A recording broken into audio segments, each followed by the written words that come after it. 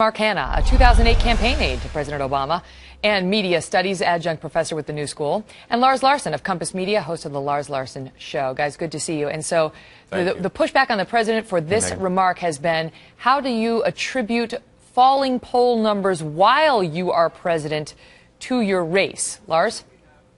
Well, the president sees a lot of things through a racial lens. We've seen plenty of examples of that. The stupid cop in Cambridge, his typical white grandmother, and the Trayvon Martin case, certainly. And now he sees this. Anything that he does wrong that Republicans call him on and say he's not doing a good job, the president says they must not like me because of my race. I think it's pure baloney. Mark?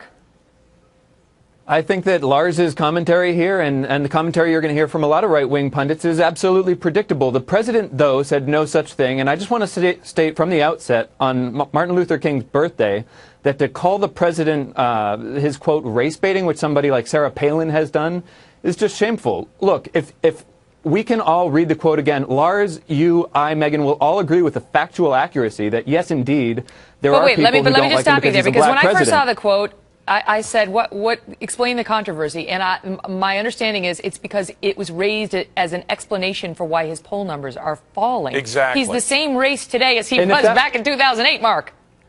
That's not the case, though, because if he were to use this as an excuse for why his poll numbers were falling, why would he turn around and say, well, there are people who unjustifiably like me and give me too much credit because I'm a black president? You know, but if you read the article, that is the context in which this is raised. Am I wrong, Lars? No, that's exactly what he said. He's using race and saying these people Ed's don't like me because I'm black. Let him finish. Go ahead, Lars. No, he's saying these people don't like me because I'm black. And as you point out, an awful lot of Americans, the majority of whom are white, voted for him by a majority because they liked the ideas he put forward. Now, I'll admit, there probably were some bigots out in America who said, I'm not voting for him because he's black. And we all know that those numbers are tremendously small. And there were a large number of voters in some states who probably voted for him as a result of his race. The statistics seem to bear that out. But now he has to make excuses because his poll numbers stink right now. So he says, this must be an example of people disliking me because of my race. And he knows that in some quarters, that explanation will be welcomed. What of it, Mark? Because a lot of people look at this and say, maybe Obamacare and the president being the one to offer lie of the year, according to PolitiFact. And so that may have had more of an effect than the race, which you had the same race just a few years ago. Right.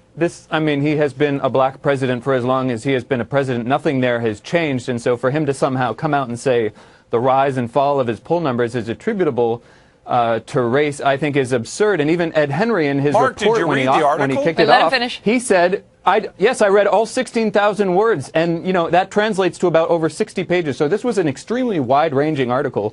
And race was brought up a number of times. It would be negligent for them not to bring up race for a first black president on Martin Luther King Day piece in the New Yorker. But Lars, even Ed Henry's setup of this piece said that the president was saying, oh, it could be a consideration for some people. So I don't know what the right wing is making why they've got all fixated on this and are so energized. Let me just tell the audience that you mentioned Sarah Palin. I want them to know what she said on Facebook, which was, Mr. President, in honor of Martin Luther King Jr. and all who commit to ending any racial divide, no more playing the race card.